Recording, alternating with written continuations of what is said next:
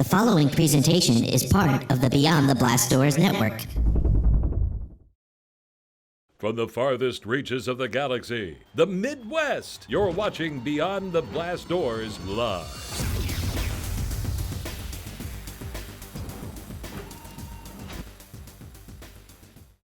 That's right. We are here for episode 81 of Beyond the Blast Doors Live. BTBD Live here with you on a Thursday.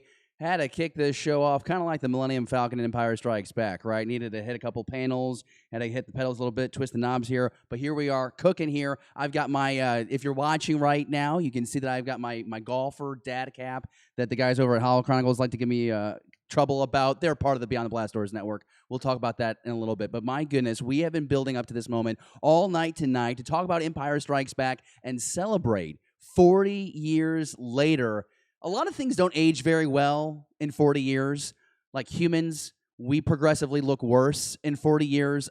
Most of us, I mean, I'm still in my prime. Maybe you are too. But at some point, this is going to get worse. And I don't know if this is the best it's been. I'm not quite sure. But over the next hour, what I do know is we're going to be having a lot of fun talking about Empire Strikes Back, talking about what makes this movie so special to fans. We've got your tweets. We have your questions. We have your poll your answers to our poll question from earlier today. We've got some kind of like late breaking news. I mean, it was like 4 hours ago, but we're going to hear from George Lucas tonight. I wish we were hearing from George Lucas. I'm going to be talking about some quotes that he gave StarWars.com. That's the extent of it. I would love to be able to tell you that we'll have George Lucas on the show. Maybe one day. That would be, listen, if you don't believe in miracles, that's a damn miracle if that happens. We are having a good time. We are lubricated. We are having a great time here on a Thursday night. Appreciate you being with us. Before we dive into the main topics of the show, we do want to jump down to the live chat and see how everyone's doing on this Thursday night. Everyone's having a good time. Gilster's cheering because it's episode 81. Would it help if I got out and pushed, says Nick. That's right. Punch It Chewy, says Matthew. Glad that Matthew is with us in the live chat tonight because we are going to be talking about a little goodie that he found. I'm going to sprinkle it in through the show. This is a new trick that I'm doing, so I hope to God this works. But in the 1980s, when Empire was coming out, you could actually call a number that was technically the release date of the movie. And you would hear a message from characters from the movie. So I'm going to sprinkle those tidbits in over the course of tonight. It's a little trick. It's going to be a lot of fun. Having a good time. Framey says, how was this ever 40 years? I cheated. I've only been around for the last 28. Some people have been around for more. Looks like I'm a little hot. I'm going to bring myself down on this Thursday night. We are having a great time on Beyond the Blast Doors. BTBD Live, and in case you didn't know, you can always catch us live on YouTube every Thursday night. The start time varies, but we always try to do 10 p.m. Eastern, 7 p.m. Pacific here on the YouTubes. You can also catch us on iTunes, Spotify, Stitcher, SoundCloud, wherever you listen to your podcasts. That's where you can find BTBD Live. Put us in your ear. Put us in your eyeballs. Put us anywhere. Well, let's not get into that. That would be terrible. But yes, these are the places where you can find us. Give us your feedback. Should we be more places? You let us know. I just want to dive into it, everybody. I just want to dive into it.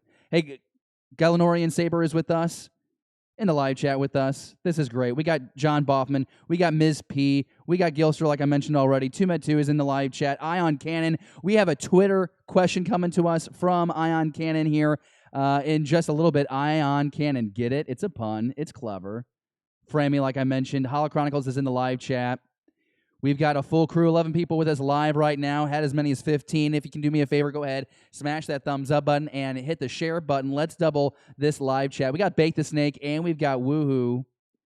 This is great. Bake the Snake hasn't been able to catch a live stream for a while in the live chat right now. Hey, here's a custom graphic I made. It's always better if you watch Beyond the Blast Doors live because I always reference what I'm looking at, which is like the number one rule when you're doing anything audio too, right? You never want to reference what someone's looking at because when you're listening and driving maybe on the road, you can't see. But that's why you go back and catch us on the rewind. We got a treat just hours ago. George Lucas sits down exclusively with StarWars.com. Kristen over there at StarWars.com. Empire at 40.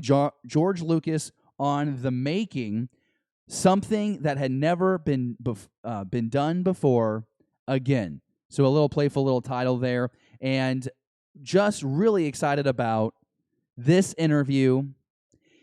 Very thorough. I thought the questions were awesome. Catalogs how it starts at just explaining the situation in the 80s where the first Star Wars movie is done. Lucas is trying to move ILM. They're trying to get the second movie made. And, of course, taking a gamble on himself. He's going to finance this movie. He goes on to finance Return of the Jedi as well. He doesn't want the studios to have as much control. And so as you scroll down through this, there are a lot of great moments. And in case you have not read this for yourself, be sure you do so. I will not be giving you verbatim on this because I want you to go out there and check this out. But I think it's really cool how you have photos from then in this article. Here's a classic one on your screen right now of Mark and George hanging out here. You got director Irvin Kershner hanging out. Well, this is an older George. I love the stories about just the reveal of, no, I'm your father.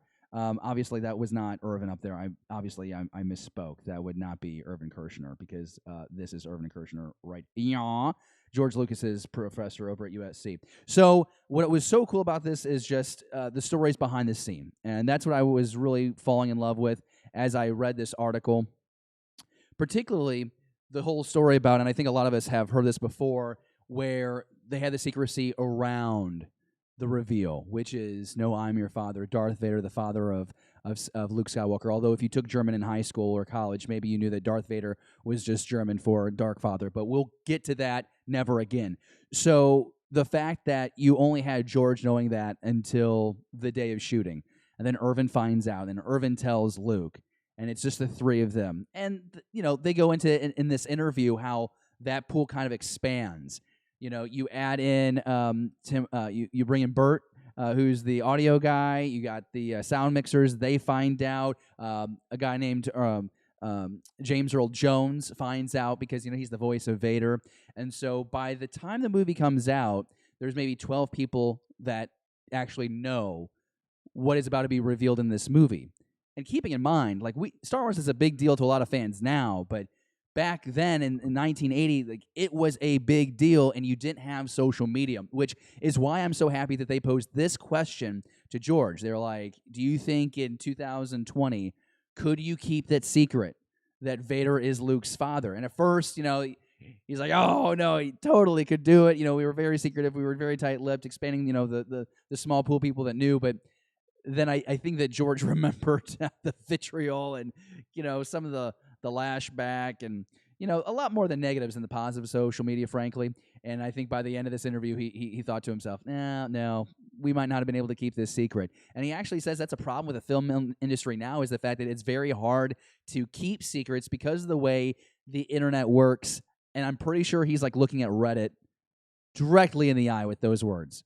But very interesting to hear his feedback there. I thought that was really interesting. It's a story that maybe a lot of us have heard, but it's always, I think, honestly, it's just the charm around the idea that George Lucas, on May 21st, 2020, or a couple days ago, gave us an update. He's alive, which is really exciting. And we know he's been playing on the set of Mandalorian, but my goodness, it's cool to know that he sat down to revisit this movie, because I have a feeling he doesn't revisit the Star Wars movies a lot. I think he's a lot proud of them, and he's proud of what he did, and I think he's got a love-hate relationship with what's going on right now. But I think it's really cool that he just sat down and answered some questions. Something also that I thought was really interesting, I mentioned the financing of Empire Strikes Back, and again, this interview right now on StarWars.com, check it out if you have some time either later tonight or tomorrow. But he talks about how he did something that he never thought he should do, and it's something that his father told him never to do, and that was to borrow money. And so, again, going back to the financing, the only way he was going to be able to finance Empire and Return of the Jedi on his own was to borrow money, to take out a loan. And he even says that in this article. He said he had half the money to make Empire Strikes Back, which, if you think about it, I mean, obviously it costs more to make a movie today, but that's still a big chunk of change to have in your bank account to be able to finance half of a blockbuster, and especially the sequel to Star Wars, and ultimately the movie that sets the standard for all sequels to follow. How often is it that you get the first film and then the sequel's better? And there's just really no arguing. Like, you can have, like, I have nostalgia about A New Hope. Empire Strikes Back is a better film. And it's not even just a better Star Wars film. It's regarded by a lot of people as one of the best films of all time. It is a movie in which you have walking, crawling robots and space worms and, like, the carbonite thing, and, like, the evil guy breathes out of a tuba mask and all these bizarre things, right? I mean, there's a talking Muppet, for Christ's sakes, on the back of Mark Hamill, and this guy's supposed to be the most powerful force being in the galaxy. You know what I'm saying? Like, if you put it like a nuts and bolts, like a very black and white standpoint, this movie's insane. It's beloved, and we're going to get into this all over the next hour. It's why we love this movie, why we love it. I don't think we beloved it. It's beloved. I don't think we beloved something, right? Grammatical errors. At 9:30 at night Central Time. Who would have thought? Crazy. But nonetheless, I thought it was really funny how he brought his father's advice in. And keep in mind, I mean, George Lucas has kind of always been a rebel himself in the film industry, and that's mentioned in this article as well. You know, he does his first film, then he does American Graffiti, and then he's constantly trying to find a way to get more control and then push the limitations of the industry and the technology. And he does both. And something that's really cool in this article, too, is they explore just how they were doing that and the lessons they learned from A New Hope and how they could transition to do great cinematography with Empire Strikes Back. Whether that's a scene like, you know, the Millennium Falcon flying through the potato field, right, the asteroid field, and how seamless that was, and the motion going into the worm's mouth. Or you think of, you know, Cloud City, just the original way they had to do it. You think of the whole Hoth battle. I mean, that's some of the best stop motion that's been captured on screen with those walkers. It's believable. First off, you think those things are as tall as skyscrapers, and the motion is fluid, and it still holds up 40 years later. I think that I want to wrap this up here with just an observation on that. It seems like there were a lot of trials and tribulations with this movie. You know, there's a story out there that Lucas, like, the movie was finished. He was still trying to fix, like, a last shot, which is kind of evident of how obsessive he is about his work. And I think it's a great preview and precursor to what he does with the special editions in the 90s, right? Like, it shouldn't really be a surprise that he went back and added to things. Granted, Empire is the one that he meddled with the least. But he has a quote in here where it wasn't the most fun movie to make, but it was the one that was most rewarding to him. That is a high compliment coming from the creator about his creation. It is a masterpiece. It has everything. It has the suspense, it has the thrill, it has the romance, it has the sacrifice, the character development, the places, the locations, the vastness between the snow and the space and the clouds. We went everywhere. The swamp. We went everywhere in Empire Strikes Back. We covered a lot of emotions, and we saw the most critical point of the hero's journey, which is one of those hot button phrases that Star Wars fans like to throw out. The hero's journey, I know what I'm talking about. Yeah. I mean, I kind of do. I mean, I studied it in school. I mean, a lot of us did, right? High school. Like, you can't get out of, like, freshman English class. I speak for a living. You can't get out of freshman English class without passing the Iliad and learning about the hero's journey. It transfers over well with Star Wars. I think it's pretty cool. And some self-admission. You know, 40 years later, I think George, and I think a lot of fans who are passionate about the franchise and the stories, can see that what George learned, not just about advancing the movie industry, but what is he capable of just as one man, and he had to make the decision, am I going to can I direct a movie and run a company? And he couldn't. So he had Irvin Kershner to direct the movie. Yeah, George Lucas did not direct the best Star Wars movie. Irvin Kershner did. But George was on set, and he goes into it in this interview saying, I had to make that choice. I had to put the company aside to make this movie. And I think we're all happy for it. But 40 years later, what does Star Wars look like? George isn't at the helm anymore. George took the check for $4 billion, and Disney is going off in this new direction. And that's why we have, like, things like Mandalorian and a final season of Clone Wars on Disney+. That's why we have Rogue One and Solo and the sequel trilogy. And George couldn't do both, run the company or make the movies. And he got to a point at some point that he didn't want to do both. Although there is a rumor out there that he still makes movies, but he just has them in like a private collection. I would love to know what he's made. Maybe it's like 13 more Indiana Jones movies. You know, it's just like Harrison Ford is crashing his plane because he's so tired from filming all these damn Indiana Jones movies, where it's like the common link is at some point Indy has to jump into a refrigerator to avoid a nuclear bomb. Just a guess. Hey, that was a lot of fun. I think you got to definitely read this interview for yourself. I love the idea that George talks Star Wars. Obviously, I admire the man a lot. I appreciate what he created. It's like what I say all the time now. This is like my new mantra. It's like, what we should do as Star Wars fans is celebrate the stories that we have and the people we get to share them with. And we wouldn't be able to have either of those scenarios without George. So I'm so glad that he took some time to talk to, not Beyond the Blast Doors, but StarWars.com. We're still working on him as a guest. It's going to take some time. We'll make it happen. Let's dive into the live chat right now and just see what people are talking about right now. Bait the Snake says, yeah, Hoth is an insane scene. Galanorian Saber says that Empire is one of the greatest of all time. We should do a watch party for Empire Strikes Back after the show. Sam Witwer actually was doing a watch of the movie right before we went on live. It might be one of the reasons why we were late. I was watching. Love those extra shots as the Falcon approaches Bespin. They're beautifully done. I think it's interesting that we bring this up now, and we'll bring it up later. But think about this. Empire was the one that was tweaked the least, but the tweaks I thought made a lot of sense. I mean, I think the scene at the end where Vader goes back to the destroyer, I'm pretty sure that's the exact same shots from Return of the Jedi. I could be wrong, but I'm pretty sure they were just ripped from Return of the Jedi. But, I think of like the windows in Cloud City, Bespin, right? I like how the city itself was expanded. I thought that worked really well. I like the expansion of the Wampa scene. Makes the Wampa a little bit more fearful. Threatening in a sense that you see more of the Wampa, but at the same time, the original cut, it was so cutty, so jumpy. To me, that was more terrifying because you really didn't know what the hell was going on. I mean, to me, it's kind of like the same effect when you watch Goodfellas, that last third act when Henry Hill's tweaking out on drugs. It's the same thing. It's done. It's shot cinematically in a way where you're supposed to feel uneasy about the sequence that's happening right now. But we'll get into our favorite scenes in just a little bit. Okay. Oh, Snape. I don't know what that means. Pete will get him eventually. I don't know what that means, Steve. Mr. Rez is having a conversation in the live chat.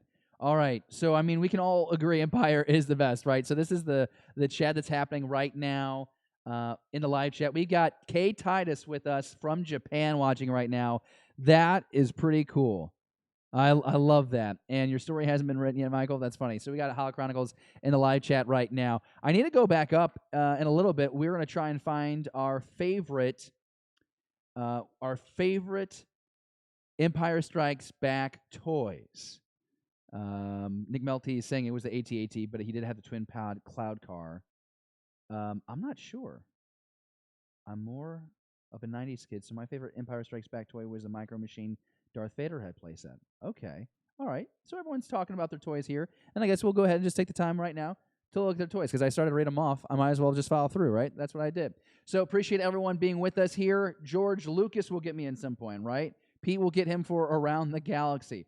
Well, and that's be fine, because I'd love to spend an hour with him, and I guess I'd live vicariously through Pete, but I call dibs. If George knocks on the door, I'm calling dibs on that one. But, I'll fight with Pete on that one before we let that be publicly shown. But hey, you know what? The first place you would find out about if we had George Lucas on one of our shows here on the Beyond the Blast Doors Network is online at beyondtheblastdoors.com. And it's time for me to make my shameless plug, because when you wake up in the morning or when you're ready to get your Star Wars fix for the day, we want this to be the first place you go, beyondtheblastdoors.com. We give you a complete Star Wars experience. Our latest live shows, our podcast feeds. We have news, speculation, opinion pieces, comic book reviews, all written by BTBD Network personalities you enjoy, including Andy in the live chat right now. We have new online right now, the 5 reasons that we want Star Wars Solo 2 to happen. So happening right now, it's, today we're making the news about the fact that it is the 40th anniversary of Empire Strikes Back. But happening this week and into next week is Make Solo 2 Happen Day, which is May 25th, and it's kicked off by our friends over at the Resistance broadcast over at Star Wars Newsnet. And so every day from yesterday until the 25th, we're putting out new content on BeyondTheBlastDoors.com every day, telling you why we think that we want to make Solo 2 happen. And so the day before, we gave you 6 characters we wanted to see in a Solo 2 sequel. Today, the 5 reasons that we want Solo 2 to happen. And tomorrow, we'll have a story, but you'll have to tune in tomorrow to BeyondTheBlastDoors.com to find out about what that is. But hey, movies, TV, comics, toys, cosplay, all that and more at BeyondTheBlastDoors.com. Welcome to our Star Wars conversation. Want to go into our second topic here on for Thursday night. Oh, I almost did it again. Almost called it Friday night, but Friday night is when we have streaming Star Wars. So what I wanted to do is I wanted to take a moment and I wanted to outline my 10 favorite moments in A New Hope. Or, no, Empire Strikes Back. Funny, I was telling a joke. So the reason behind this is, I think, 1, and people like lists because people like ranking them. 2, people like debating and disagreeing. Why not fuel that frenzy? What could be the problem with that? No, I'm just kidding. Just because there's so many, you cannot say there's one favorite moment of Empire Strikes Back. So we're going to have 10, okay? And before we do this, this is just my 10. This is my top 10 moments in Empire Strikes Back for whatever reason I rattle off here. And there are some moments that I don't include that you will think are very obvious. And that's okay, because we all get our list. And I want you to comment with me as we go in the live chat what you think of how I'm ranking them. And if you're watching on the rewind, make sure you make a list of your top 10 in the comments below. Also, feel free to tweet me at BTBD Star Wars. Okay, so let's do this. Go into the tweets. Make Solo 2 happen. Yes, we want all that love, not just in the live chat, but we want to make this happen. We want to make this happen like in theaters or on Disney+. That might be a future article on BeyondTheBlastDoors.com. We'll talk about that later. Okay, here we go.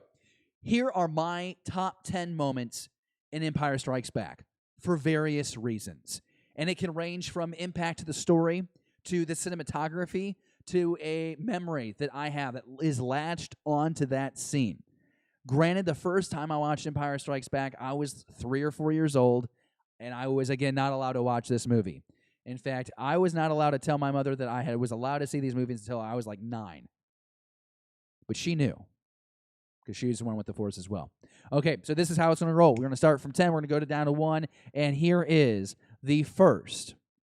Oh, man, I'm already sensing a disturbance in the Force. But number 10 on my list of the top 10 moments of Empire Strikes Back to celebrate 40 years of Empire Strikes Back, we have the opening scene. That's right, real surprising here. Going real out of my way to stir the pot, really trying to make some scandal here. I'm using the opening scene of Empire Strikes Back, and I'll tell you why, because this is a reversal of what we got in A New Hope. A New Hope happens, the camera pans right, and then you see this massive ship crawling slowly above the frame. And what do you get with Empire? The exact opposite. This thing is coming at us, it's going above our heads, and we are under it. This thing is cruising, it is on the hunt, and all these probe droids are firing out. You feel like you are right in the middle of the action again.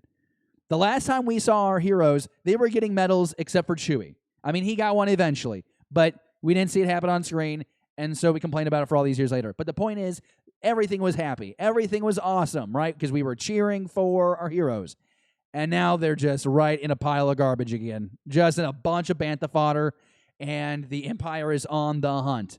Number 10 for me is this scene because, and this is a constant theme through this movie, I think it's one of the reasons why George will call it one of the most rewarding movies. What did this movie do so well? It used light and darkness and shadow to create depth. The lighting on the Star Destroyers, with the Empire in particular, is like this subtle black or a blue hue, and it gets me pumped every time. I love how everything is illuminated, and it this is just gorgeous. I love this single frame, the probe droid coming at the viewer on the screen. It is awesome. Love this shot. This is my number 10. Okay, now we're going to number 9. Brace yourselves. And I'm telling you right now, you may not agree with me on this, but here it is. On Dagobah, Luke, frustrated, trying to find Master Yoda. Not just, again, the most powerful Jedi. He's looking for this amazing warrior. Does not realize it's the frog Muppet in front of him.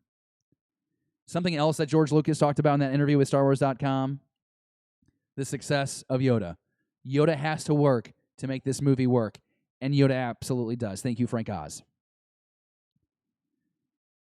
But you see this kooky being transition back to a sage, wise, samurai-type character.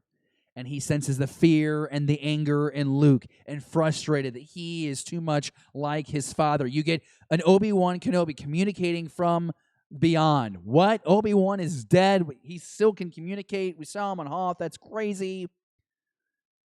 And you're having like this little council moment where you're having like the Jedi Prime of the past talking with the one hope that we think at this point. We think that Luke is the only hope. I love this scene so much. Not because of the realization of Luke Skywalker in the moment that he has made a complete fool of himself in front of Yoda for the last however many hours. Not because of his desperation, or not that he has found the Jedi he's looking for. No. The key to this scene is Yoda. Luke knows he has to go find this Jedi Master. Yoda has to accept that after all this time, 19 years, the time has come and it is he who will train the boy. You want to know how Empire Strikes Back has aged in 40 years? Part of it is because the prequels set these movies up so well. And you instantly now watch this scene and you go back to when Kenobi and Yoda are around a table on the Tantive 4 and they're having to split up the twins. George Lucas made it work. The storytelling here has decades of layers and it's rich. And it's exemplified in this scene. I love it. I love it. From the moment that Luke finds the little snake thing and has to flick him away, he's eating the crap porridge. The whole thing is great. Obi-Wan is having to coerce Yoda to teach the boy, a Skywalker who has the same anger and desires as his father. Never hear. Focus on what you should be doing. That's not verbatim, but you know what I'm saying. It's a powerful moment. That is my number 9. I hope I'm doing okay in the live chat. I'm scared. I don't know how people are reacting to my top 10, but I'm having a lot of fun right now, and I hope you are too. I'm going to go through my top 10, and then I'll dive into the live chat, and we'll come through there so I can catch my breath. Here we go, number 8. Number 8 is the end. My number 10 was the beginning of the movie, and number 8 is at the end. Now, you're wondering, why do I even care about this scene? You may be wondering why you should care about the scene. That is the better question. Why? This is an incredible ending to a movie. Everything has just gone to crap. Everything. Nothing could be worse. Han is being sent off to Boba Fett. Luke's missing his right hand. We don't know if we're going to see our heroes again. And at the time, Return of the Jedi was like not a lock. You didn't know if there was going to be another movie. So again, the movie had to end in a way where we might not get a next story. And we might have to just pretend in our heads for 40 or 50 or 1,000 years what happened to Luke, Leia, and Han. Now, of course, a couple years later, we get Return of the Jedi. But to me, I thought this is the most powerful ending to any Star Wars movie. And if you're a fan of Beyond the Blast Doors, this is not your first time. You might have watched my prediction video, what was going to be the last scene of Rise of Skywalker. My prediction was that it was going to be a tribute to this scene, where you'd be in space and you would pull back into a ship and you would see C-3PO and R2-D2 looking out into the stars, the sea of stars, and C-3PO would put his hand on the dome of R2-D2. the ship would jump to hyperspace, and that would be the end. That would be end of the Skywalker saga. It would come right back to this frame. Beautiful. Absolutely beautiful. I was absolutely wrong. I could not have been more incorrect. I was terribly wrong. I love it. Lando and Chewie blast off. They're going to go figure out how they're going to get Han. They're going to scope out Tatooine, right? Luke is rebuilding himself. He's coming to terms with the fact that his father is probably Darth Vader. And it's about to get a lot worse in about a year and a half or so, or whenever Return of the Jedi really happens, because he finds out that Leia is his sister. But from a cinematic standpoint, this scene is beautiful, and it lands number 8 on my list of favorite moments in Empire Strikes Back. Okay, here we go. This one may be too low for you, but for me, next on our list, we've done 10, 9, 8. We are on number 7, and it is the moment that Luke uses the Force on screen for the first time in Empire. Yeah, okay, he does probably use the Force to get that missile into the Death Star to New Hope. But this has been a couple of years since we've seen Luke Skywalker. And he's not doing so good at the start of this movie, right? We see him. He's on a regular patrol, nothing out of the ordinary. Thinks, a meteor or something came out of space. It's an Imperial probe droid. And he doesn't realize that 25 feet behind him, there's a Wampa. So he gets mauled, which, of course, now we know is they had to kind of come up with that scene because Mark Hamill was in the car crash. He had scars on his face, so they had to mess him up in the movie to explain those scars later in the movie. It turned out to be a great sequence. I loved it. Oh, yeah. I guess that's a spoiler if you haven't watched this movie in the last 40 years. But you're seeing Luke in distress. He's stuck in the roof of this ice cave. The Wampa is chewing on the tauntaun, and Luke has to reach out with the saber. And I think it's so powerful because it's not just a flick of the wrist and here comes the saber. He's having to really work to get that saber to budge, to jostle out of the snow and come flying at him. Now, I've always wondered, did the Wampa know it was a weapon? It's kind of convenient in a way that the saber was, tossed over there. I don't want to give this Wampa too much credit. He doesn't strike me as a very intelligent character. Just has a really good nose, can sense maybe human flesh or warm blood, and, he goes out for the kill. But I digress.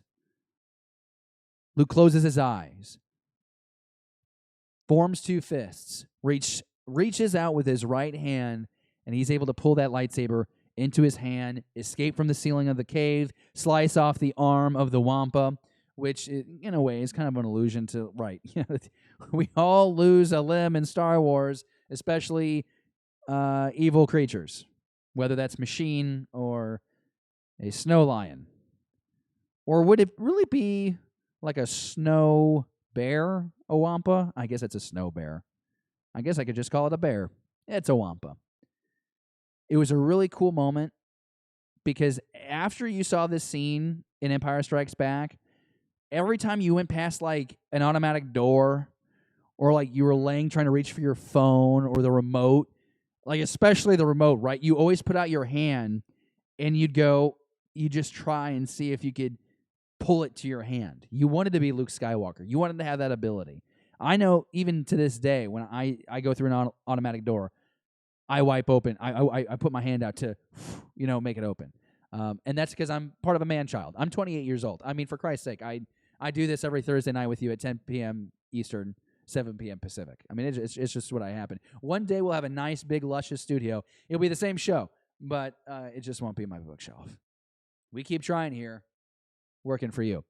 So that is number 7 on my list. And I just, I think people would rank it higher because of the importance for Luke that he's in the middle of his training. He's been trying to teach himself. We know now through comics that, he had the Journal of Kenobi and, he's trying to pick things up, but Luke has been on his own and he's really about to start his journey now. His journey to going off to find Master Yoda on Dagobah, to go face Vader, to learn the truth about who his sister is, to learn the truth about his father, to bring him back. I mean, this is what sets him up for the next two movies is this scene. And Ben showing up, Force Ghost projection in the snow, Luke's hallucinating. You know what happens. All right, now here's the next one. Here we go. This is number 6 here on my top 10 moments of Empire Strikes Back. We have the AT-ATs. Yeah, I call them AT-ATs. Some people call them AT-ATs. To each their own. I've heard both. And I call them AT-ATs, even though there's only one dash mark. That suggests it is actually the AT-AT, but that just doesn't sound as cool to me. So, that said, if it's an AT-ST, right, it's not an AT-ST. It's not an AT-ST. It's an AT-ST, so it's an AT-AT. That's my argument. All right, hey, so, someone in the live chat says, what do you mean you pretend to open doors of the Force? I don't pretend. That's funny. Number 7 on my list, or rather, number 6 on my list, the AT-ATs make their approach, the invasion of Hoth, to destroy the shield generator and capture the rebels. I remember vividly seeing this scene for the first time, and actually prior, the scene where you're actually seeing the walker's feet in the goggles. And this whole sequence of the Battle of Hoth was the coolest thing, because as a kid, it's just the coolest battle scene I had seen to that moment. But as I get older and I read books about the making of the movies, and you see documentaries about how the movies were made, they upped their game so much. ILM, Lucasfilm, they upped their game so much to make this sequence of shots happen. It's stop motion. It's miniature play. The background is a painting, for goodness sakes. It looks like you're actually on an ice planet, and these things are walking right towards you, and they are terrifying. Yeah, mockingly, they're called chicken walkers. They're terrifying. I had nightmares as a kid that walkers would come up to me. And yeah, that's just the AT-STs. The AT-ATs are so big, they don't even fit in my dreams. They're that massive. And you're seeing the snow speeders cruise around, and they're having to take their tow cables at the feet. What the Hoth sequence is, and it's about the first 20 minutes of the movie, what it does is it really does establish rock bottom of the rebels and our key heroes. This could not get worse. You think that. And then about 45 minutes later, it gets a hell of a lot worse for everybody. And they are stuck on this ice cap. These walkers are cruising over. You've got snow troopers with their E-Web cannons. They're on speeder bikes. You're trying to evacuate Echo Base. The ion cannon's only able to fire off so many shots. I put this out on social media. Wish the Rebel Alliance might have had a few more ion cannons. That could have come in handy. And also a flaw here, like there was a land invasion. Clearly they were trying to flush out Skywalker. Clearly Vader was going to go into that base and try and bring him out. You could have just had some kind of aerial assault. In Battlefront, here's the thing. When you play the Battlefront games, you're in a snow speeder and you're able to try and take out other fighters and stuff, but that's not how it was in the movies. We didn't see TIE fighters zooming around.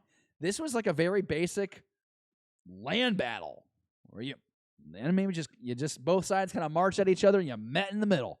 But of course, the Empire just kind of keeps closer and closer to the Echo Base. Yeah, this was terrifying. By the end of the sequence, I remember for the first time watching it being exhausted and thinking, I don't know how this could get any worse, and it does. So I've kind of talked in depth already about my fear in this scene, watching it for the first time, and the continued fear I have watching it, even to this point. I watch this as a 28-year-old, and I think to myself, this is not good. This is not going to end well. It just sucks me in. I never think to myself, oh, well, I always just fall into the moment again. I think that's what's so great about Star Wars movies in general is they allow you to escape your reality so fast, so instantaneously, and you're just in that adventure. Think about how this scene, though, what it does for the saga and just the way movies are made in general. To be able to do this Hoth sequence with miniatures, with painting, with special effects, movies didn't do this until Star Wars. And you see the lessons learned. Ships kind of moved a little lazily to the right, a little lazily to the left. Well, I guess be right, left for you if you're watching this. in A New Hope. There weren't outrageous maneuvers. Okay, now in Empire Strikes Back, you've got, we're going through canyons on asteroids, blowing up TIE fighters, big old loop-de-loop in the air to go down in the space worm. We're flying through the asteroid field. We have a Star Destroyer going through asteroid fields. We've got the whole Cloud City sequence, the Falcon zooming into there. You just have moments throughout this movie where they could not have done that for the 77 film, but they pushed the technology and their skills, and they invented to make it happen for Empire Strikes Back. And of course, that gets even pushed even further in Return of the Jedi with the final space battle, arguably the greatest space battle in the Star Wars franchise. It's a powerful, powerful scene. Not because it starts off the movie with you saying, okay, it can't get any worse, and setting up how it gets worse, but that scene captures everything that Lucas and crew have done to push technology at that point to make Star Wars possible. And again, it's the reason why George took such a long sabbatical between Return and the prequels, because he needed the technology to get to the point where he could make what he saw in his head. And I think you can make the argument that I think that maybe that trilogy was still 5 to 7 years too early. Maybe it wasn't time yet for George to do absolutely everything he wanted to do. But then again, he gets reconciliation, I think, with himself because he's able to do a lot of this stuff with the Clone Wars. But tonight, we're talking about Empire Strikes Back. No one is calling for my head yet on a block yet, so that's exciting. Number 5 on my favorite moments of Empire Strikes Back. There's flesh. You only know Darth Vader as this robotic, walking demon from hell that has a really cool suit and wields a red lightsaber. This is absolutely terrifying.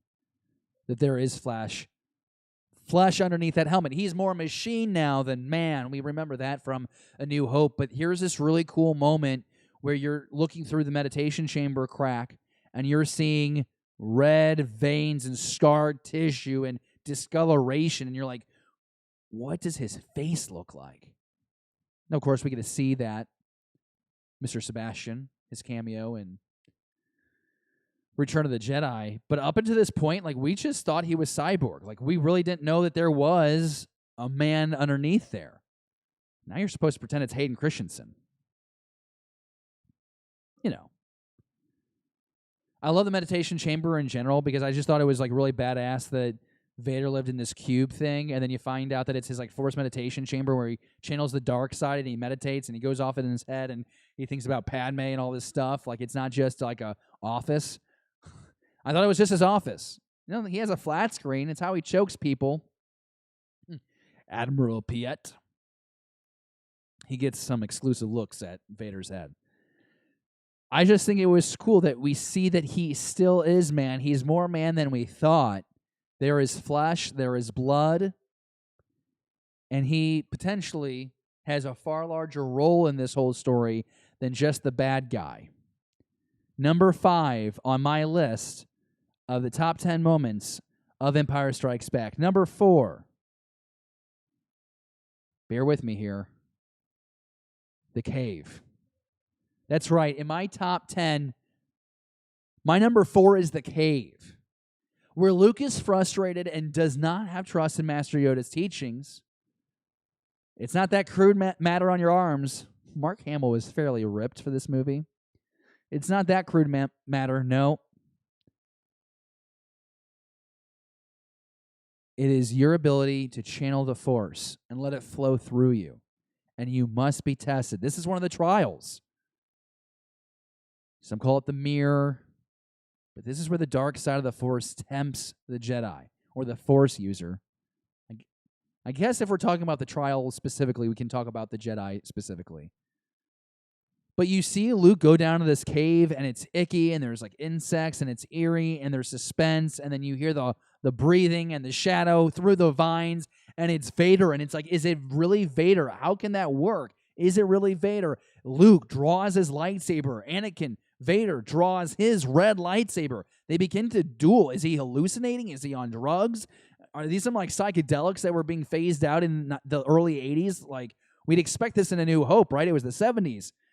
Still holding on to the 60s. But Who knows? We didn't know what the hell was happening.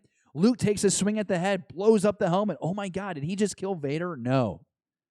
Because we know that the smoke bursts and it's a reflection of himself. It's Luke inside the helmet. He's looking at himself. He's looking at, if he fails, if he falls to the dark side, he becomes nothing better than Vader. But it also alludes to the fact that Luke is somehow more connected to Vader in the sense that he is of the same skin. He is Vader's son, which we don't know. And you don't know what to believe at a few, like this movie in general is deceptive, that you don't know what you should believe or not. Like, you don't know if you should believe that this is real or not. The way it's shot, it feels like a dream sequence. That's why I make the comment about hallucinating or being on psychedelic drugs. Is this real, or is this supposed to be some kind of dream sequence? Like, did he actually conk his head on the way down the cave and we're just seeing a dream sequence? We have no idea. Happens again at the end, No, I'm your father. You know how many people called BS on that when the movie first came out?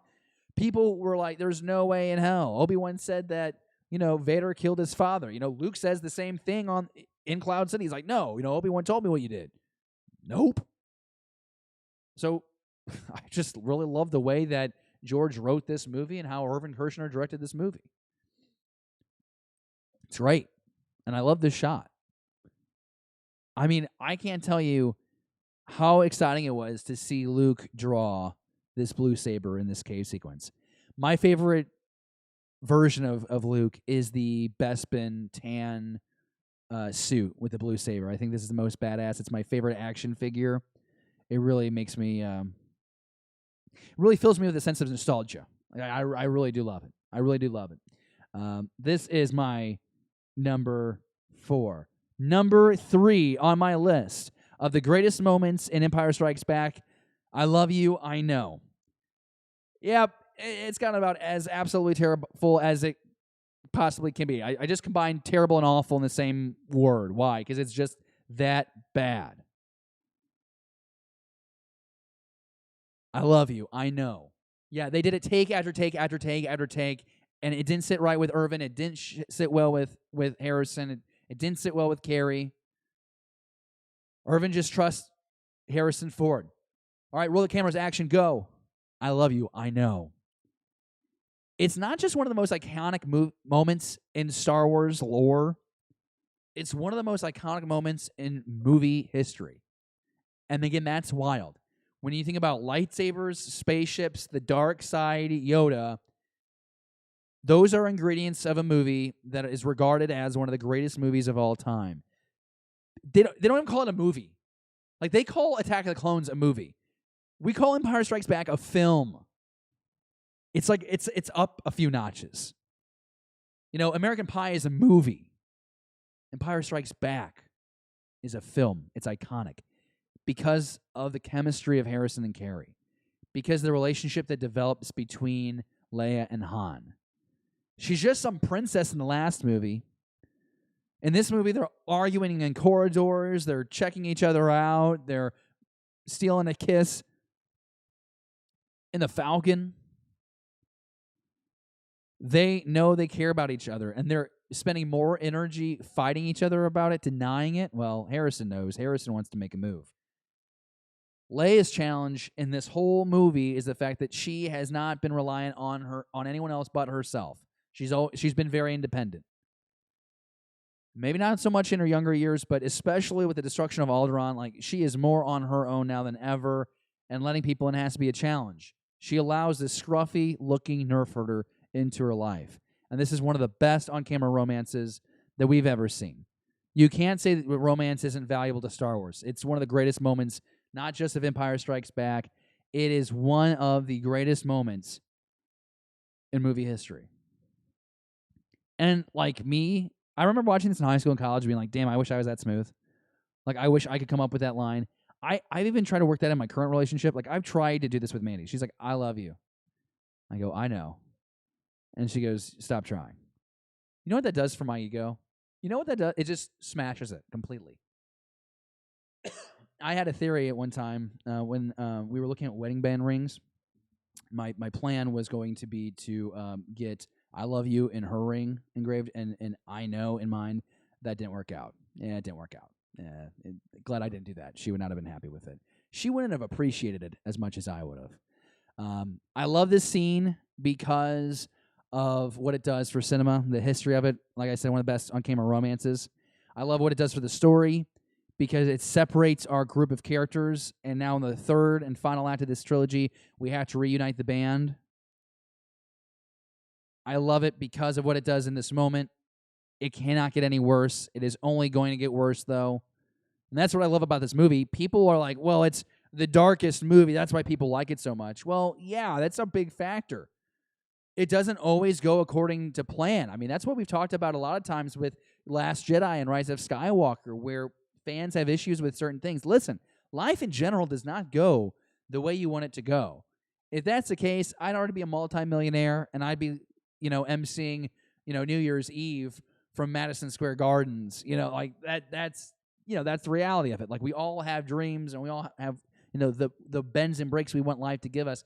It just doesn't happen that way. And that's the lesson of Empire Strikes Back in a lot of ways, is life just keeps taking swings at you, and you just can't give up. You have to maintain that new hope that you got from the last movie to carry you through so you witness the Return of the Jedi. There's so many layers. That's not a deep layer. That's like, that's topsoil observation.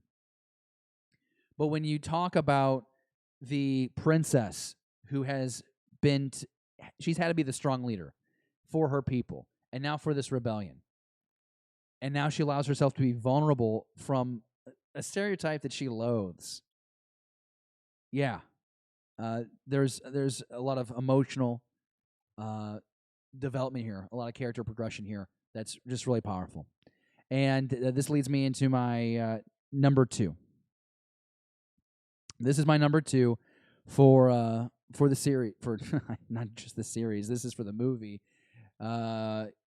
He told me what you did. He told me you killed him. No, I am your father, which is honestly one of the most misquoted quotes in the Star Wars catalog. Is that what everyone's like, Luke, I am your father. It's like, that's not how he said it. That's not how he said it. This is a great battle between Vader and Luke. We don't have the reveal yet, this frame that's on your screen right now. But what we do have is a young Jedi apprentice going way beyond his abilities, and he's going to take on the Dark Lord of the Sith, Vader, Anakin Skywalker. He might be more machine than man now, but he's still one of the most powerful Force beings in the galaxy. And Vader's toying with him. Very basic move. Remember, Vader could slaughter him in 2 moves. He could Force choke and decimate him. He knows it's Skywalker. He knows it's his son. And he's toying with him. And, Luke gets a couple of swings in that at the old man. But I think of the sequence where they've now fallen to the lower level. Vader is chucking all this gear at Luke. It forces him out the window, down into the main vein.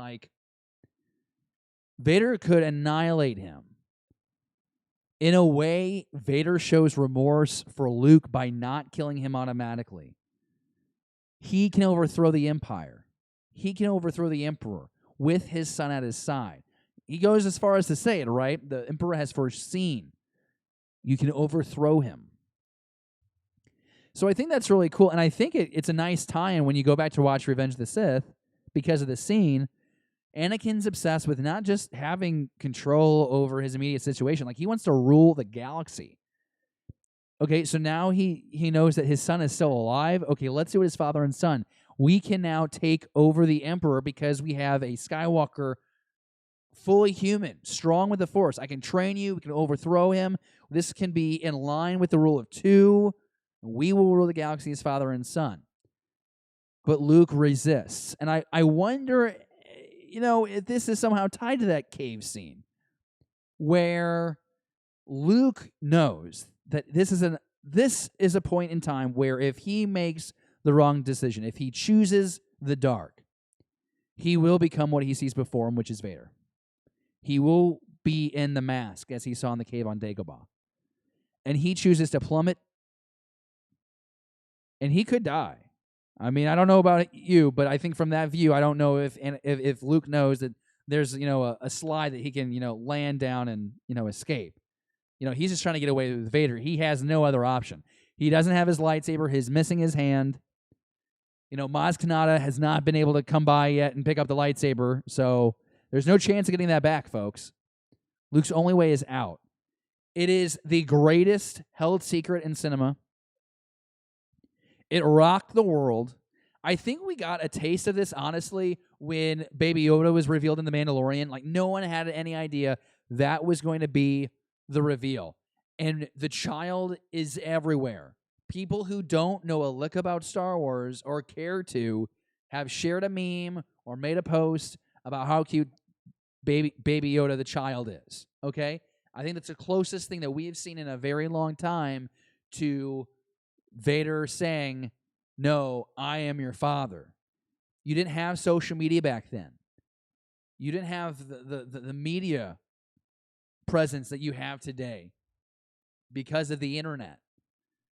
This was incredible. And like I've alluded to once already in this show, people were in disbelief walking out of the theater. You go online and read these stories that are laughable, that people didn't believe that Luke was actually Vader's son, that it was a joke, that Vader was lying.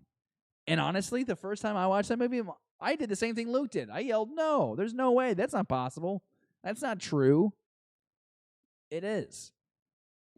This whole movie builds to that one moment. The pacing is exceptional. And I talk a lot about how the movie is shot with, again, the shadowing and the death. I mean, I think of like The Executor. Here's my honorable mention if you want to know it. My honorable mention is the first time that we see Vader's executor ship, because to convey the size, the vastness of this one ship, the use of light and shadow over smaller destroyers, and the lighting to really capture just how massive this ship is. Exceptional. Just one of the incredible cinematography tricks used in this movie. But this entire film builds to this moment. "No, I am your father." The pacing, I mean, there's only a few times where Irvin Kershner gives you a moment to catch your breath. Like, you get into the space worm, you catch your breath, Luke starts his string on Dagobah, and it just starts ramping back up. It starts ramping back up. And by the time you hit, "No, I am your father," you're lactating, there's a puddle on the floor, and you have a mess you got to clean up in 45 minutes before the family gets home. That's just how it is. That's just how it is every time you watch that scene. It's amazing. There are two scenes that I regretted the most when I was young. I would pretend that I was Captain Hook and I lost my hand to the gator in the Disney cartoon, and I pretended I lost my right hand because I was Luke Skywalker fighting Vader. And it's still a scene that every time I see it rattles me. And I think that's because of you're trying to figure out like the father-son dynamic there. Like, you're raised by your aunt and uncle, and they were incinerated. And you don't know anything about your dad. No one will tell you anything about your dad. You're told how great he is and that he got murdered by this dude. You find out the dude that murdered it's actually your dad. And you either can join him or he's going to kill you. Like, that's a lot to soak in for a 19-year-old kid. I think anyone can blame, no one can blame you for getting upset about that.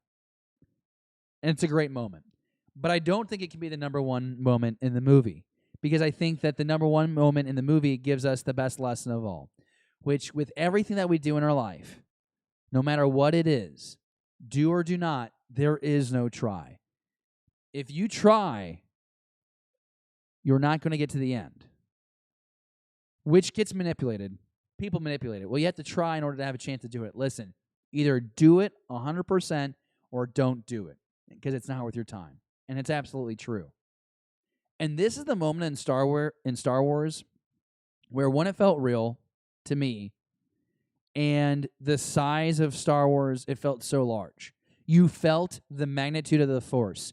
You felt it flowing. You were watching this and you were amazed that Yoda is lifting the X-Wing out of the swamp, but what you're feeling is like butterflies, that you think that you're feeling the Force flow through you, and it is something larger than you, and it's not that crude matter on Luke's arms. It is allowing it to be one with the Force and let it flow through you, let it work through you. And you can bend that to work in our life, like in real world now, right? Like you can bend that to whether you're religious or spiritual or you're finding your Zen, but there is something that connects all of us living beings. That's what I believe in, and I call it something different than maybe you call it, and that's fine. But seeing, because you can't see the Force, right? The only time where I can tell someone that I've seen the Force is this scene. I see the Force through Yoda and the shock of Luke. And then when Luke is like, I don't believe it. Well, that's why you fail. So like you have to have belief and faith and trust in what's around you to do or do not. There is no try. To me, this is just hands down the best. I think this is the best scene. Because when I watch this moment, it starts to click for Luke that he doesn't know yet. He doesn't fully understand. And you begin to go in this journey of really learning what is the Force and what is Luke's greater purpose. And then, as you get older, you're starting to be like, oh, I've kind of had a moment like that where, my parents were trying to teach me a lesson about something, and I didn't believe them. I didn't take their advice, and this situation blew up in my face. And if I would have just listened, or I just would have had trust or faith in my own ability just to be successful, it would have been all right. But I doubted myself, and I gave in to temptation, and here I am. So we've all had our swamp moment, right, to do or do not. And we tried to do it half-ass, basically, and it blows up in our face. You do it 100% or you don't do it all.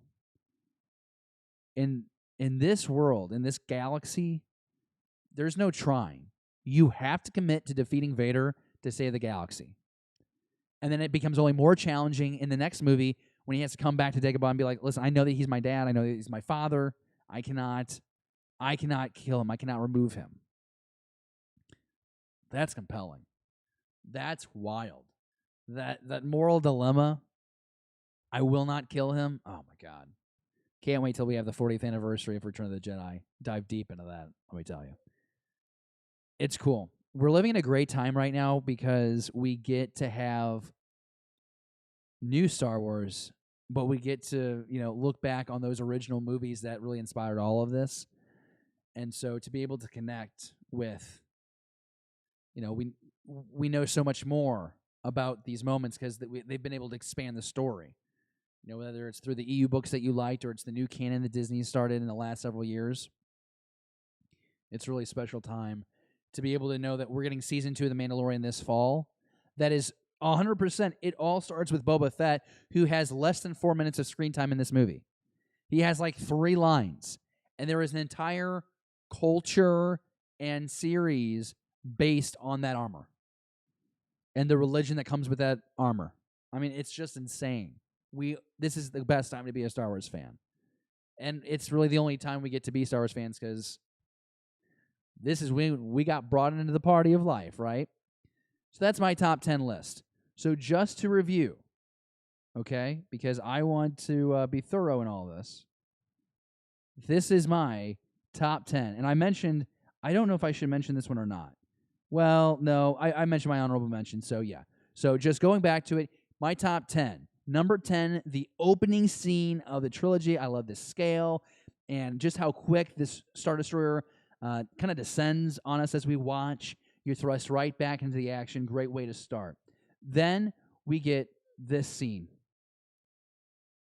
with Luke and Yoda in the hut. And Luke learns that this is Yoda. And Yoda learns this is the boy that he now has to train. Number 8, the final scene of the movie. I think it's the greatest ending of a Star Wars movie. And I think it, once again, after all that terrible stuff we just witnessed. The band's been broken up. We got to go find Han. I lost a hand. Darth Vader's my father. There is a sense of hope. There's a sense of hope. And I hope to God we get a third movie after this, right? We do. Luke in the cave, using the Force, reaching out, letting it flow through him, getting the lightsaber, escaping. Luke has been training. I wonder what else he can do with the Force. He can move some rocks, and that's about it. Okay, we got AT-ATs coming in here at number 6, and this is just one of those iconic Star Wars shots, man and ladies. Men and ladies and gentlemen. A beautiful moment. There's flesh. He's man. More machine now than man, but still man. Next on the list, the cave. The cave.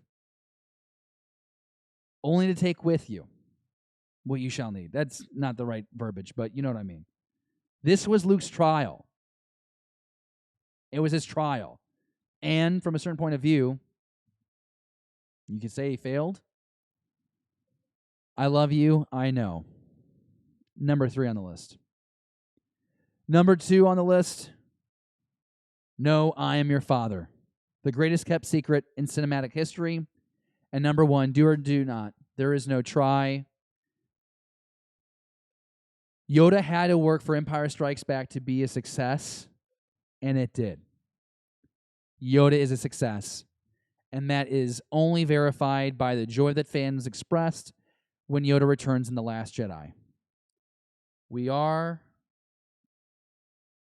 what we leave behind. Isn't that the line? Or they are what we leave behind. The idea that the legacy is what we bestow onto the future generation, which you could spend a whole hour podcast on that topic, couldn't you?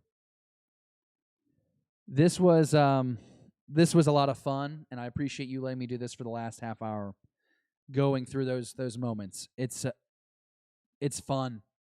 It's really fun to explore this movie. And my favorite moments, because I thought this looked really cool in that scene, or because this had emotional suspense. I liked how that was shot. I like how that line was said. The lightsaber battle was cool.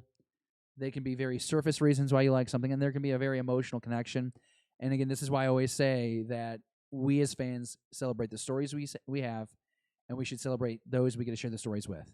That's what I'm doing from here on out, because I want to have fun with Star Wars, and there's no reason why we shouldn't. As long as there's new stories, let's have fun with those stories. However we can have fun with those stories, let's celebrate those stories, and let's celebrate those we get to share those stories with. Thank you so much for allowing me to share my top 10. That was a lot of fun, a lot of work, a lot of passion into that. Very simple production by any means. This ain't no Star Wars Explained, but damn it, this is raw emotion, and I had a blast. Let's go ahead and dive down now into the live chat real quick, because I've been talking incessantly, and I need a break from yapping so much. So I'm going to continue to talk, but I'm just going to go through the some of the live chat comments. This has been a lot of fun. I have not been able to keep up with the live chat because it's just been flying right now. And so I really want to say thank you for everyone who joined me live here on episode 81 on May 21st, 2020. Thanks for joining me in the live chat. Of course, if you haven't been able to join me live, you're watching on the rewind, or you're listening podcast form, reach out Twitter at BTBD Star Wars. All right, so we got people commenting about the Walker line. Favorite moment in Empire Strikes Back is the guy going back for his ice cream maker on Bespin. Yes, I'm sure that will come up later in this show. There's no doubt. Frammy, there are limbs scattered all around the Star Wars galaxy. Please mind your step. That is funny. And I thought they smelled bad on the outside. You know what? That's funny. So honorable mention definitely could be that scene, because there's nothing more badass than Han Solo using Luke's lightsaber and that Funko Pop. I pre-ordered it. You can too. Direct link, beyondtheblastdoors.com. I never wanted to buy a Funko Pop until this moment, and now I'm no better than Pete Fletzer. Just no better. Hollow Chronicles podcast is like The Child. Nice shot, Jansen. Just a bunch of random comments. A scene that I did not mention that I think would have been perfect. That could be in someone's top 10. Our first catch of the day. that Battle of Hoth where the rebels are trying to escape. I think it's funny because people get really mad at Rogue One for cheesy humor, like Vader turning around, "Don't choke on your aspirations." What's the difference between that scene and the first catch of the day? He's making a fishing pun in Star Wars, okay? It's just humor. It's just a cliche. It's awesome. It seems like overwhelmingly, though, people are pretty happy with people are really happy with my top 10. Andy with Hollow Chronicles does not, though. He keeps suggesting other scenes that I should be picking, and I feel really bad. Really love all of the wars in the stars, Remy says. I don't know where you get your ideas, Laser Brain. Okay, those are great quotes. And I think it's, honestly, it's two different lists, right? Like, you can either pick your 10 favorite moments, which I did, or you can pick your top 10 favorite quotes, which I'm sure the correlation there is very similar. Like, "I love you, I know. No, I'm your father. Do or do not, there is no try. That is why you fail." Go to the Dagobah system even is kind of a one that jogs your memory. "Never tell me the odds." These quotes, you go on and on and on and on. Yeah. Iconic. And again, not just in Star Wars, but in cinema. So you definitely could do that. And maybe that's a list that I make, do you think that Vader recognized the lightsaber of Anakin Skywalker during the duel in Bespin? Definitely. That's an awesome question. And I definitely think that there is a chance you're going to know the weapon that you made. I'm going to call it a weapon because that's what Kenobi calls it in his hut on Tatooine. The weapon of the Jedi. More civilized or whatever.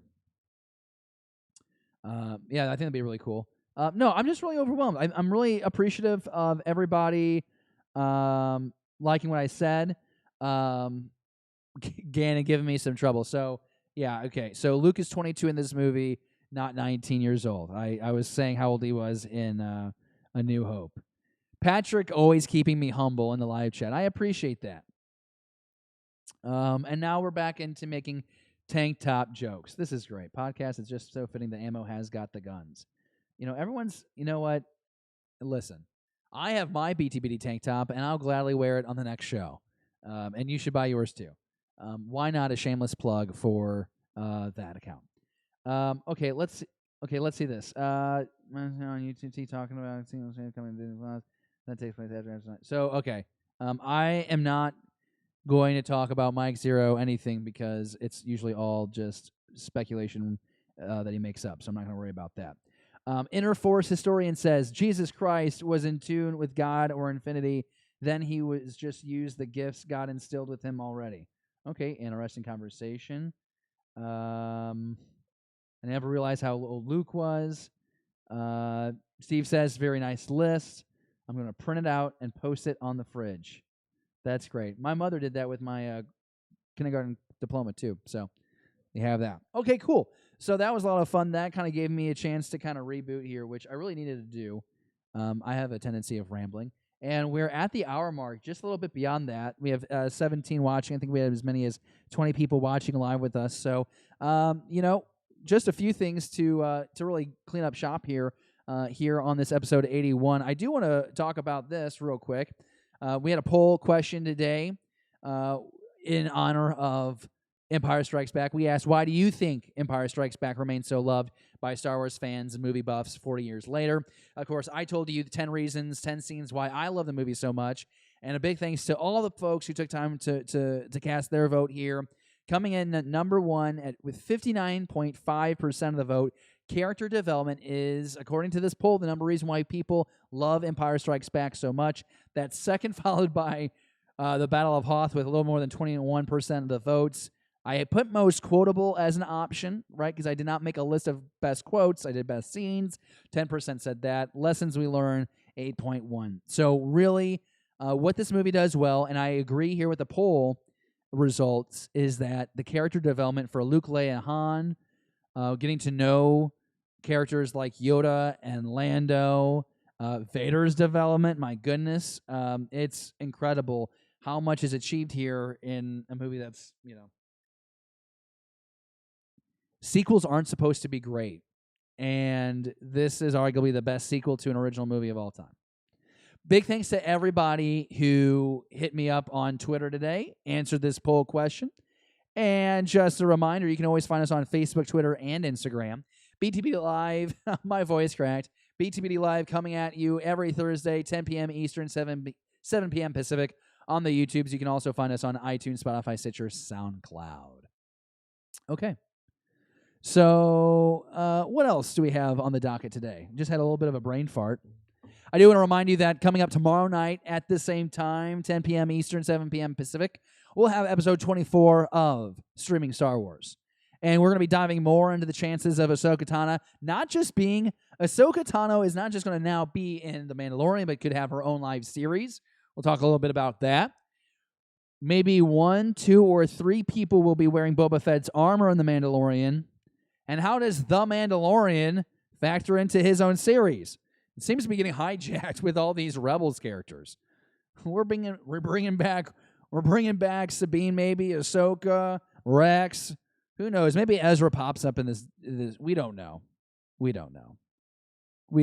But hey, Streaming Star Wars, join us. Pete and I are going to have a really good time. It's a stressful time for all of us. I know that work's killing me, work's killing him. Not in a bad way. We love what we do, but it's just a lot of work right now. And these shows allow us time to get away from all that and just talk Star Wars. And now for, this is maybe my favorite part of the show every week, and that is questions submitted by you. So every day we pull out the call to action. The morning of our live show, we put out call to action to get questions. So you tweet us questions, and then I give you my answer to them. Not saying they're right or they're wrong, but I just, I give you my answer. And then we explore that, and we can kind of, continue the Star Wars conversation. So big thanks to everyone who reached out today, tweeted us their question. And our first question comes to us from Ion Cannon, who is in the live chat with us tonight. Ion Cannon, thank you as always for this question. The question is, and I'll pose this to the live chat as well, we want you to weigh in, how many in-universe days, hours, do you think the movie lasts? How many in-universe days, hours do you think the movie lasts? Now, I had 2 options here. I can give you my own opinion, and I can tell you what someone has tried to calculate on the internet. And I'm just going to tell you what I think it is. And I think it's a series of a couple of months. I will say it's a couple of months. I think that training on Dagobah takes quite some time. And I want to think that it's like a month. But probably realistically, all those events probably happen within a week. Like, I want to think that Luke trained for a couple of months on Dagobah.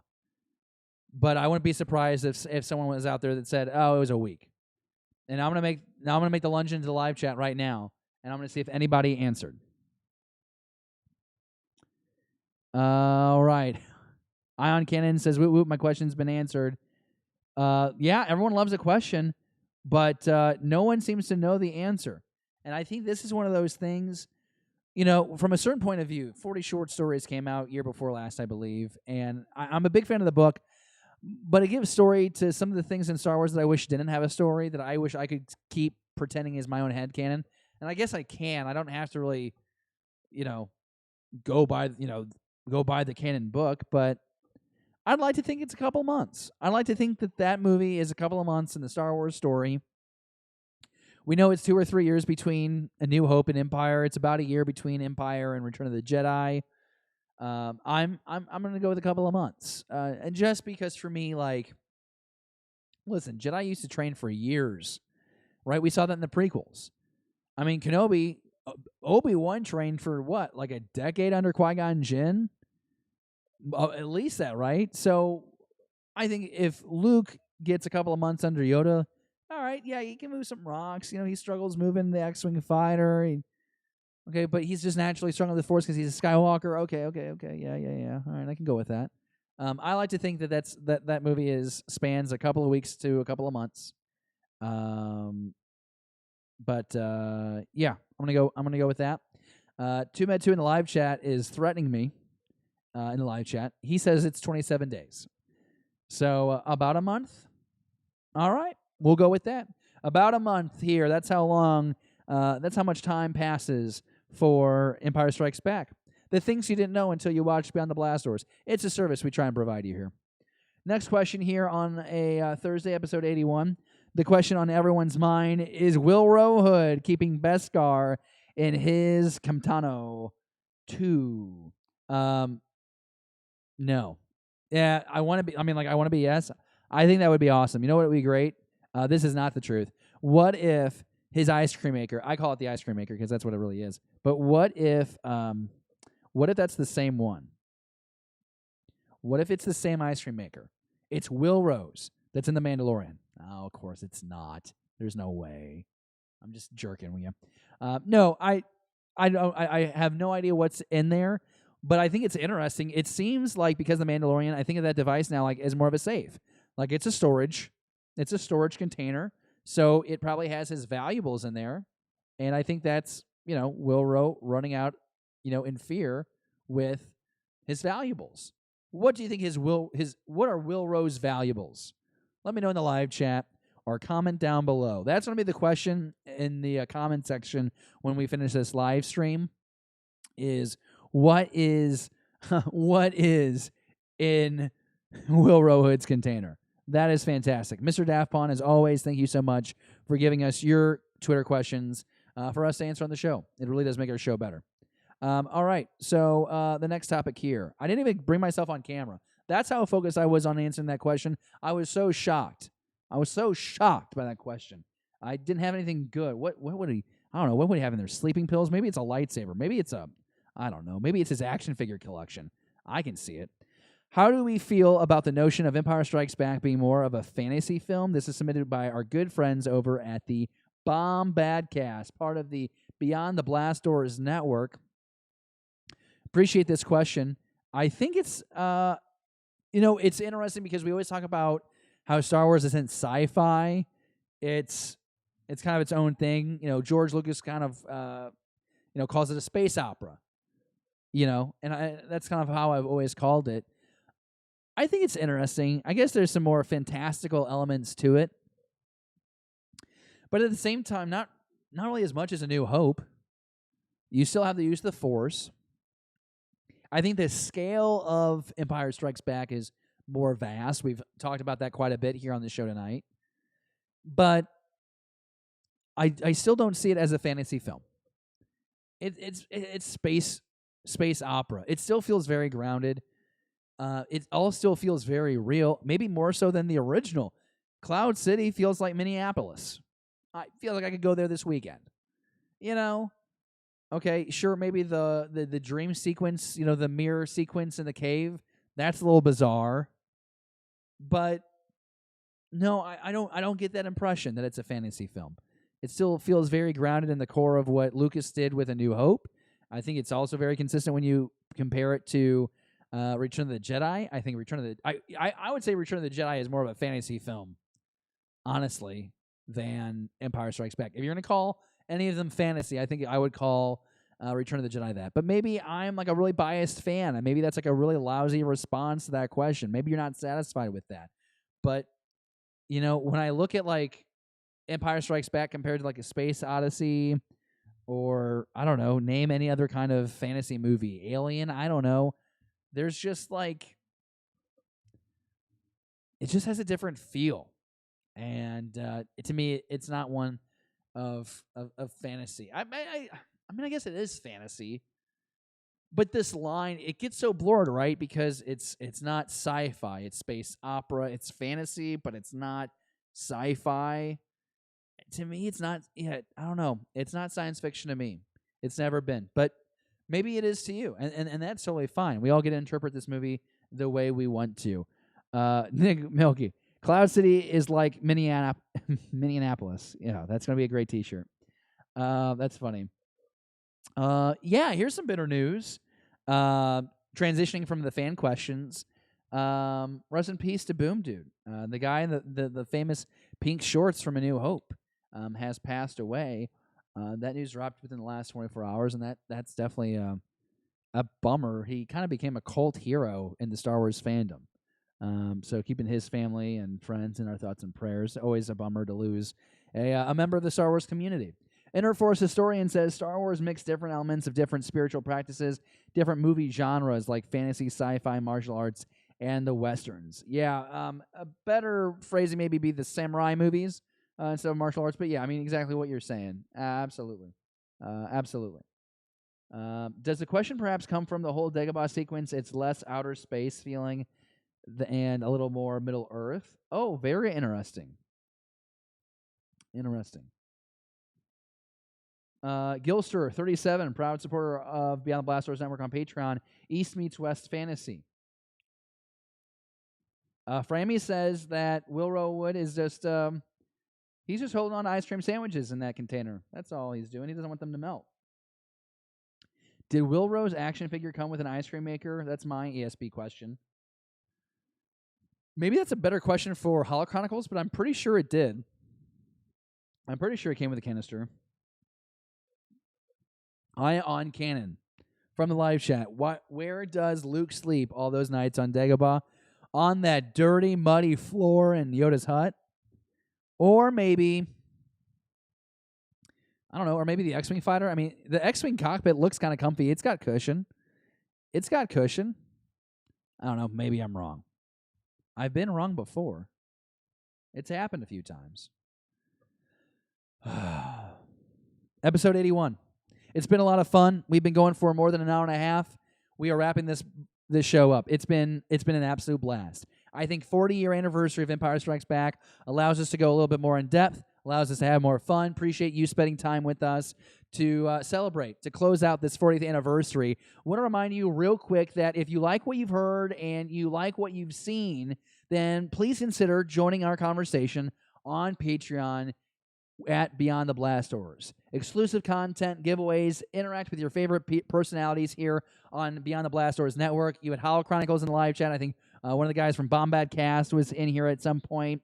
Right now, you can join our community on Patreon for as little as $5, as much as $50, whatever tier you're comfortable with. I like the Grand Moff tier personally, just because I like Tarkin. I think he's a badass. And that's $18 a month. And what that does is, so on the Beyond the Blast Doors Network, we have 6 unique shows that drop weekly episodes. So $18 a month is like $3 to each show, to support each show that creates weekly content for you.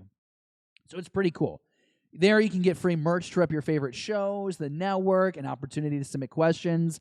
I mentioned before, so when we did the fan questions earlier, and I had the question from, I believe it was Ion, right? Ion, you're a Patreon supporter. We had you on there, and we made sure that we asked that question tonight on the live show.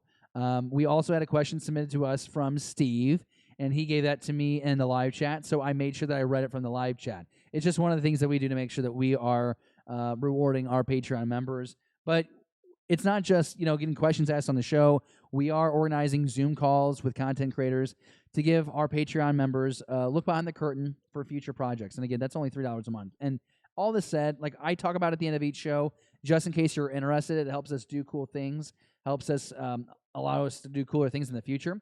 But if you can't or don't want to join us on Patreon, that's fine. We still want you to join us every day, every week here on the Beyond the Blast Doors Network. We're just glad to have you join us here in the live moment for the live show. Maybe you listen on the rewind, you like our podcast streams, or you just interact with us on social media. It's all part of our Star Wars conversation, and we are all so thankful for you to make it happen.